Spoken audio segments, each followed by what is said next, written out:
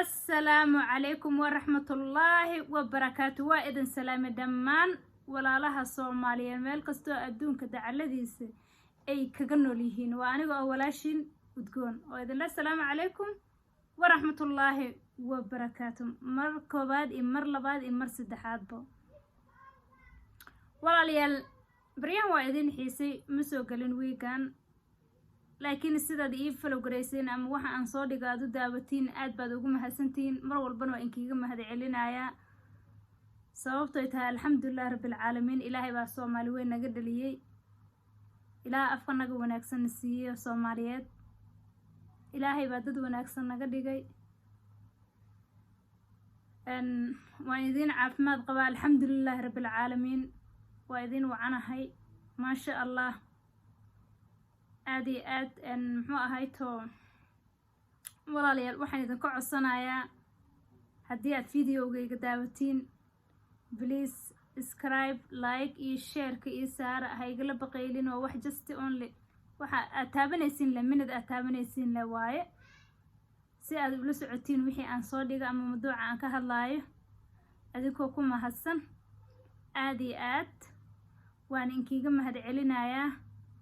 inti subscribe iyo like iyo share iyo saartii intaan idin saarin bo waxaan aaminsanahay inay ii saari doonaan waxaan leeyahay I love you meel kastoo joogtiin Soomaali weyn aad baan idin jeclahay intaas haddii aan uga gudbo salaantii iyo faahfaahintii walaalayaal maanta mawduucana hadda aad this moment ka hadlayo waxaa weeyaan Soomaaliya oo muddo is hor fadhiday maamul goboleedyada madaxweynaha xildhibaanada ma sha Allah oo meesha ka marmeen oo dagaalkoodii ayagana meesha ka wadi Soomaali weyn oo meesha ka marmeen oo doonaysi doorasho qof iyo cod aniga aan kamid ahay oo dhagta mar walba ay u taagneed waxa la yiri sideedaba ood sidii u kala koreysaa loo kala qaadaa canjeerana sidii u kala koreysaa loo kala cunayaa la yiri alxamdulillah mama Soomaali mama hore u dhameysay waxa la yiri Soomaali run way mahmahada laakiin been way sheegtaa miya something like that waa inuu baadi anyway iga raal noqdo haddaan qalday anyway is horfadhi badan iyo muddo badan oo la iska daba jiitamo oo shiriirkii dhuusamreeb kadib muqdisho la iskaga daba imaaday isdaba jiitamaad badan ka bacdi sida idinkaba baraha bulshada ka aragtiin maanta waxa soo baxday ama xalay toolo markay sii saaxaneen waxa soo baxday warka ah inayna Soomaali doorasho qof iyo cod ayna ka dhaceynin ah madaxweynahana lagu buushgareeyay maadaama lagu buushgareeyay intuu wadanka kala tagi lahaa ama waqti lagu kala joogi lahaa ama shisheeye ay soo gali lahaayeen buu yiri soo hadalkiisa ku cadeynayay يعني إذا كور دعني قرها النقطة انتها إيه تاجنادا إلي يرى دعوضة ما شاء الله إلي يرى دعوضة ولا ليال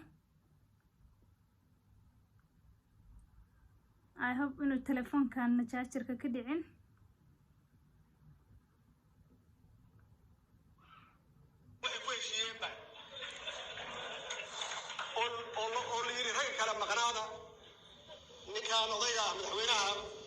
أفرسل بكوكر واي وما تقولش جاي قفي عد هل مرمو أوران كرنو هل قلنا هذا ميت تبالي أنا يا سود وين يجي كل سوقة أنت حب أنت بارد هاي يلي مركي عن حق سقوطك ني وحاني رولا ليالو قول قرا إذا كحل إيكيرا حل runtii ummadda Soomaaliyeed u qalmi kara oo wanaagsan oo macquul ah keena waxay ka maqnaayeen 7 saacadood way ugu soo noqdeen waxay ii keeneen heshiiskii ka soo baxay Samareeb 3 runtii waana ka naxay waana ku farxay oo waxaan ogahay labada kale oo maqan inay meel fog ka hadlayaan marka waxaan idhi intaan orod ku qaado oo wax kale isla yimaadeen وعلى جال إنه استراتيجية وهيجي لنا النيوكلير إنه هالمرة وطوران نيوكلير أوبشن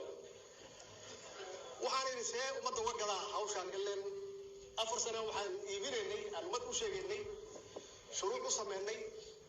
ummadda Soomaaliyeed aan maalin iyo habeen baan u sheegaynay in dalku uu gali doono qof iyo cod waxay yiraahdeen rag kale meesha joogaan ma ogid intaan qaado oo ummadda intaan u sheegay alxamdulillah wixina dhex maray ummadda waa u sheegay waxayna ilaahay ummaddu inay intaas ku qanceen hadda marka imaanshaha halkan ay yimaadeen sidoo kale aan sameeyay waxaan yiri qoltaga shantiina fariista keena wax ummadda Soomaaliyeed ku qancado oo sharci iyo dastuur ku dhisan aniga ragga mooda inay la socdeen iyaga ugu horeeyaba taasa wuxuu abuurtay shaki u baahan in la baaro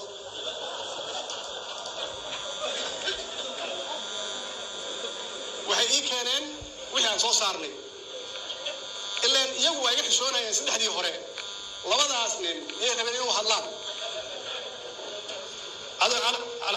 idinku على أي حال hawshaasi runtii waxay ku dhamaatay wixii soo baxay waxaan idin sheegayaa marka sababta looga tanaasulay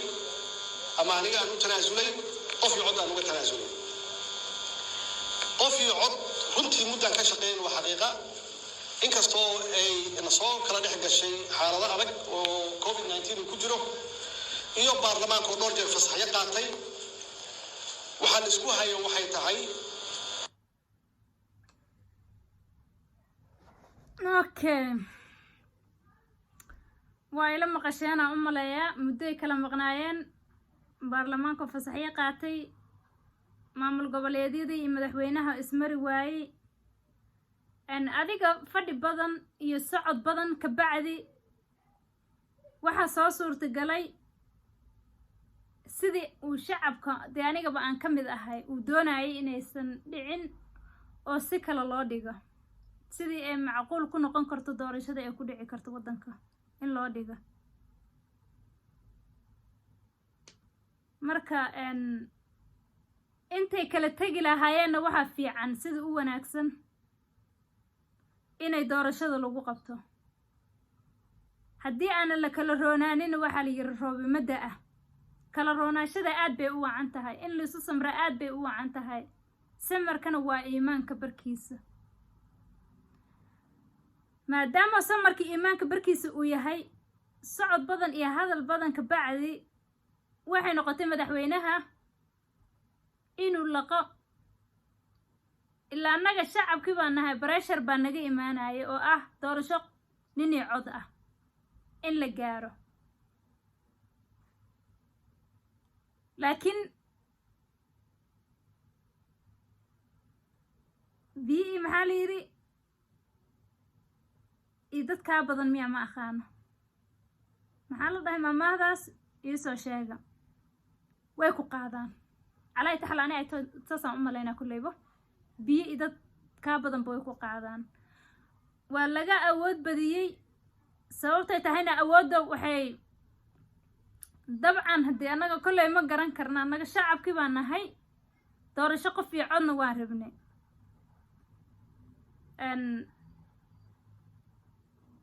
wayna dhici weysay siday doontaba ha noqotay iyo dhinacay doontaba ha loo qaado annaga shacabka haddaan nahay dilan dan waxay noogu jirtaa sida waddanka dan ugu jirto oo u jeednaa madaxweynihii waa laga xoog badiyey waan u jeednaa maamul goboleedyadii yaa ka xoog badiyey shacabka maamul goboleedyadii yaa ka xoog badiyey dee aamin darro jirta iyo ammaan darro jirta waxay tahayba ilaahay baa og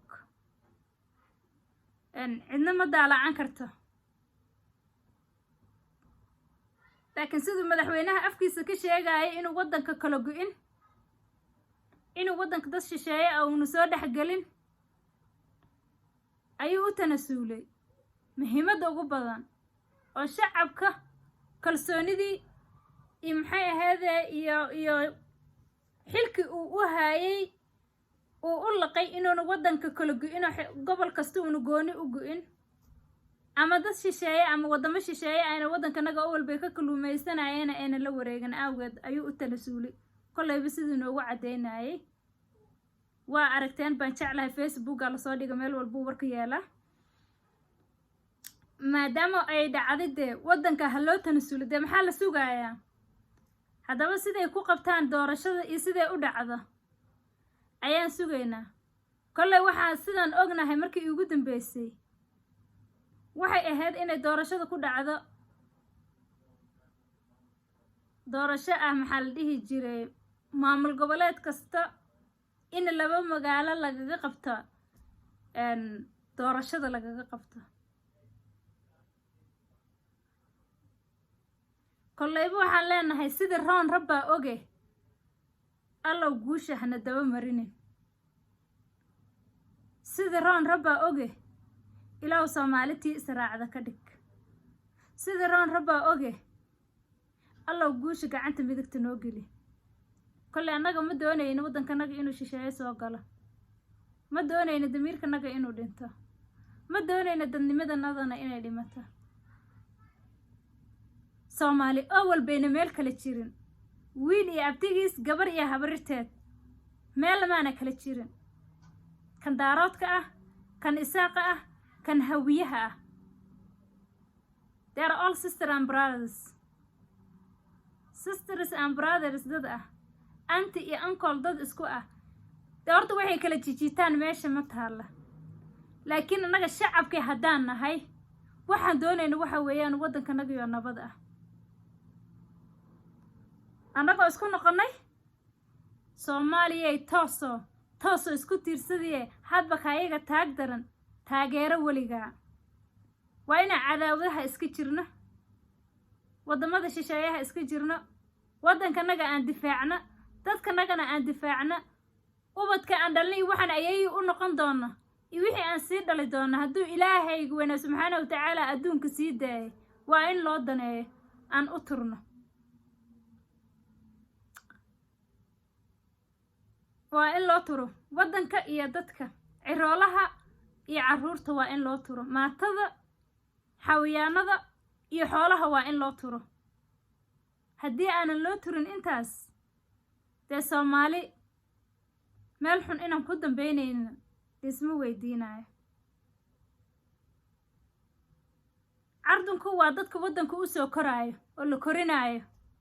oo la rabo inay annagana sii raacaan oo naga sii dambeeyaan ciroolahana waa wixii annagana dhalay tabartoodii annaga aan soo dhammaysanay oo aad u soo weynaaday gaboobay 60 70 ku jiro ilaa 80 90 ciroolaha dadka waayeelka ah 70 ilaa iyo wixii kasii hooseeya kasii weyn 70 80 90 waa ciroolihii waa in loo daneeyo cardunka ciroolaha waa dadka waddanka soo waday annagii baa la rabaa hadda inaan waddanka sii wadno cardunkana waa waxa annaga kusii bedeli doono haddii aan intaa ilaahay noola nagu gaarsiiyo marka waa in cardunka ciroolaha loo naxariisto waa in waddanka ciidda iyo calanka loo hiiliyo haddaanan intaa loo hiilinin wax dhaqmaayo way yar yihiin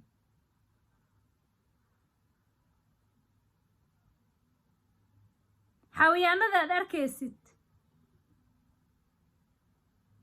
haddii aanan loo naxariisanin inqaab gooni ah bay leeyihiin walaalayaal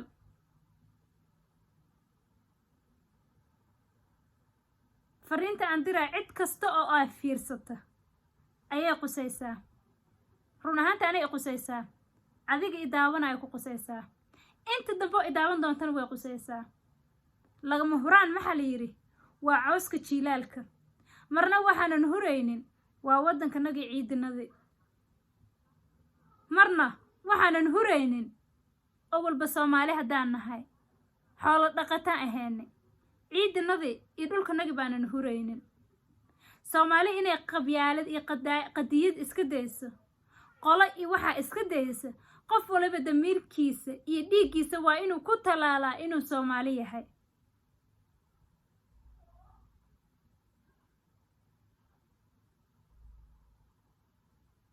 waayo meel maba kala jirno ayagaba isdhadhalay wallaahi waxay iska cunaan way yar yihiin dadka waa wada walaal waa laysu dhashay waa lays dhalay ah laysu naxariisto qof kasta oo waddanka Soomaaliya xil ka haya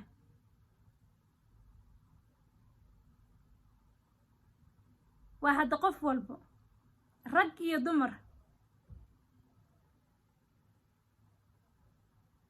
oo madax meel ka sarreysa la salaaxa ma laha madaxweynaha ugu sarreeya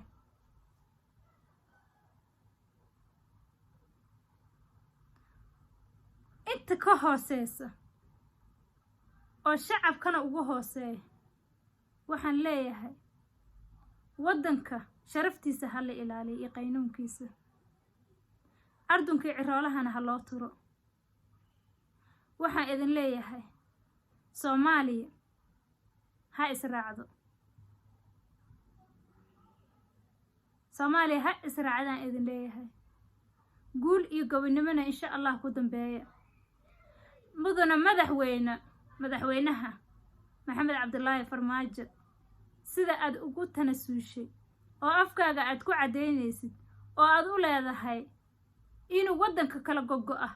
ayaan uga tanasuulay aad leedahay allaha kugu ciso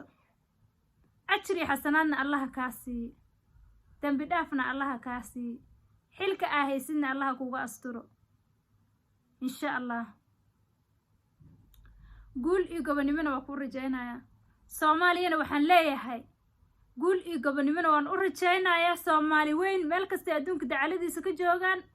waxa kale oo leeyahay Soomaaliya ha israacdo waxaan ku soo gabagabeynaa waxa weeyaan Soomaaliya tooso isku tiirsadiye hadba kaaya taag daran taageero waligiin I love you Somali people I love you Somalia inkastoonan arkin ee laba gobol aan ka arkay midna anoo yar midna had mar dhow aan tagay aan soo arkay run ahaanta aad baan u jeclahay waddankayga